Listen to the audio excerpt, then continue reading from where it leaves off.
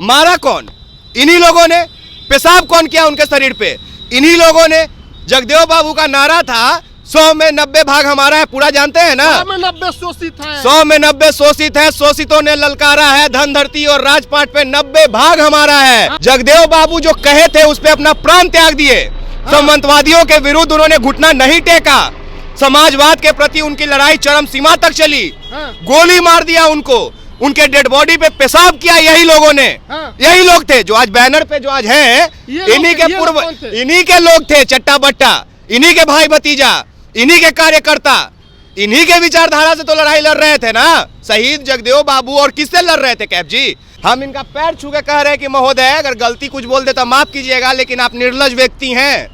निर्लज हैं। बोले थे जब तक हम पगड़ी नहीं खोलेंगे, जब तक नीतीश जी को विदा नहीं कर देंगे। आज उनके गोदी में बैठ के बगल में खेल रहे हैं और आप मान मर्यादा, आप स्वाभिमान की बात करते हैं और ऐसे लोगों के हो जाएंगे हमारे जगदेव बाबू। पटना के सड़कों पर इस वक्त हम मौजूद हैं और एक तस्वीर दिखलाएंगे। सबसे पहले देखिए ये तस्वीर, सम्राट चौधरी, और क्या लिखा है? अमर शहीद बाबू जगदेव प्रसाद की 102वीं जयंती समारोह कौन मना रहा है? बीजेपी। जगदेव बाबू कौन थे, उनकी विचारधारा क्या थी और उनकी लड़ाई क्या थी, और ये जो लोग मना रहे हैं खास करके बीजेपी के लोग, ये कितना सही है? क्या ये लोग जगदेव बाबू के राह पे चलने वाले हैं या फिर ढकोसलाबाजी हो रहा है? ये जो माइक आप देख रहे हैं इसके ऑनर भी हमारे साथ हैं, विकास राज जी। विकास जी, ये बीजेपी भी मना रही है, जगदेव बाबू को याद कर रही है। सच बताएं तो मेरे हाथ में ये अधिकार नहीं है।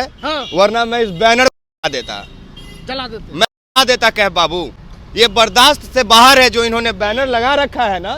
अमर शहीद बाबू जगदेव प्रसाद जी का 102वां जयंती समारोह, ऊपर लिखल है जगदेव बाबू अमर रहे, जगदेव बाबू अमर रहे। कौन मारा है इनको जो ये आज अमर रहने का नारा बुलंद कर रहे हैं? मारने वाले कौन है जगदेव बाबू के? किस विचारधारा के प्रति वो लड़ाई लड़ रहे थे? किस विचारधारा को वो मजबूत करना चाह रहे थे कि आज ये लोग ढकोसला बतिया रहे हैं वोट के लिए? अरे उनके वंशज हैं। अरे कौन वंशज का बात है? सम्राट चौधरी इनके वंशज हैं। जगदेव बाबू जो कहे थे उस पे अपना प्राण त्याग दिए। सामंतवादियों के विरुद्ध उन्होंने घुटना नहीं टेका। समाजवाद के प्रति उनकी लड़ाई चरम सीमा तक चली। गोली मार दिया उनको, उनके डेड बॉडी पे पेशाब किया यही लोगों ने। यही लोग थे जो आज बैनर पे जो आज हैं, इन्हीं के पूर्व, इन्हीं के लोग थे, चट्टा बट्टा, इन्हीं के भाई भतीजा, इन्हीं के कार्यकर्ता, इन्हीं के विचारधारा से तो लड़ाई लड़ रहे थे ना। शहीद जगदेव बाबू और किससे लड़ रहे थे कैप जी? इन्हीं लोगों से। मारा कौन? इन्हीं लोगों ने। पेशाब कौन किया उनके शरीर पे? इन्हीं लोगों ने। जगदेव बाबू का नारा था 100 में 90 भाग हमारा है, पूरा जानते हैं ना? 100 में 90 शोषित है। 100 में 90 शोषित है, शोषितों ने ललकारा है, धन धरती और राजपाट पे 90 भाग हमारा है। किससे मांग रहे थे 90 भाग? 10% वालों से। किससे? इसमें बताइए तो ये कौन पार्टी का है? बीजेपी का है। तो कितना परसेंट वाला ही है? कितना परसेंट वाला है? मोदी जी का है। तो कितना परसेंट वाले हैं ये लोग? कौन है हक मार के रख ले? यही सवाल का जवाब हमको चाहिए। कौन है? मोदी जी। मोदी जी आज किस बात की बात करते हैं? आज वो सामंतवादियों की बात नहीं करते हैं, संघ की बात नहीं करते हैं। अगर ऐसा नहीं होता तो आज आदिवासी राष्ट्रपति महोदय जी को प्राण प्रतिष्ठा में क्यों नहीं हिस्सा लेने दिए ये लोग?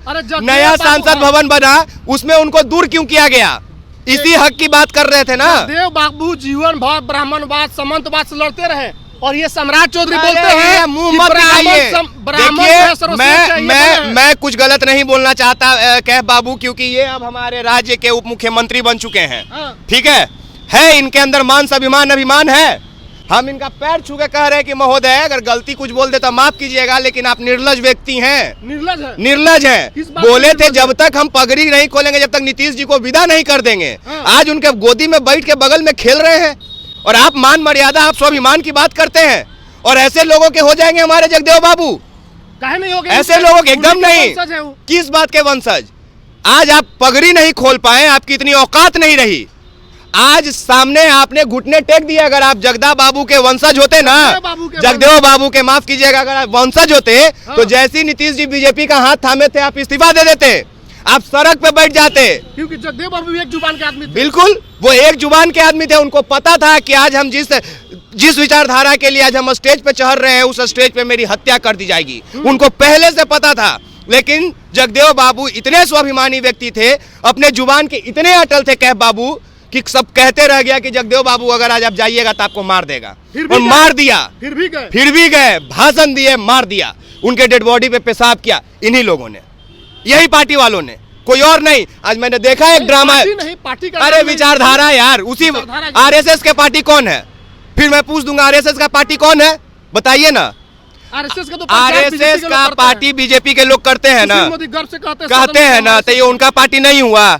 वही आरएसएस में पाखंडवाद नहीं है, ब्राह्मणवाद नहीं है, धर्मवाद नहीं है, उसी का विरोध करते थे ना जगदेव बाबू, पूरे जीवन किए। तो आज कैसे इनके हो गए?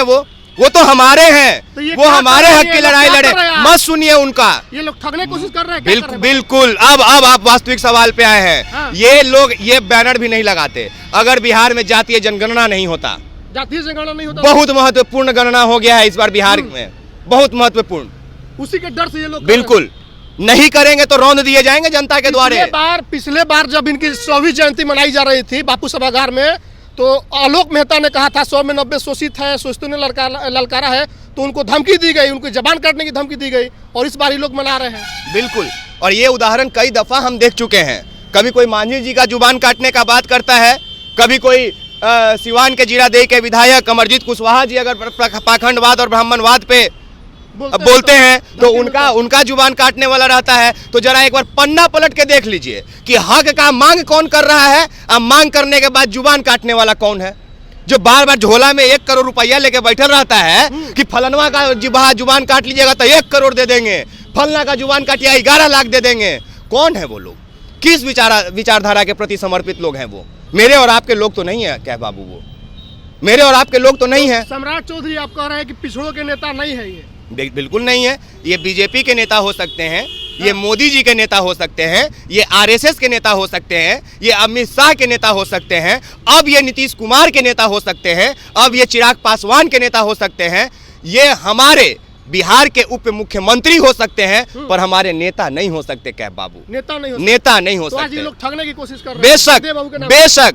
तो जगदेव बाबू के ये लोग नहीं है। जगदेव बाबू को जो लोग गाली देते थे उनसे समझौता कर लिए हैं सम्राट चौधरी, ऐसा इनका कहना है। इनका कहना है कि जगदेव बाबू एक जुबान के आदमी थे, उन्होंने कह दिया था कि जीवन भर हम सामंतवाद, पखंडवाद, ब्राह्मणवाद से समझौता नहीं करेंगे, तो उन्होंने नहीं किया, उनकी जान भी ले ली गई। लेकिन सम्राट चौधरी का जो पगड़ी दिख रहा है, इन्होंने कहा था कि जिस दिन नीतीश कुमार कुर्सी से हटेंगे उस दिन पगड़ी खोल देंगे, लेकिन अब उनके बगल में जाकर बैठ गए हैं, या विकास राज की भाषा में बोले तो नीतीश जी के गोद में जाकर के सम्राट चौधरी बैठ गए हैं। विचारों से समझौता बहुत तेजी से कर लिए हैं, तो ये कभी भी जगदेव बाबू के असली वंशज नहीं हो सकते हैं।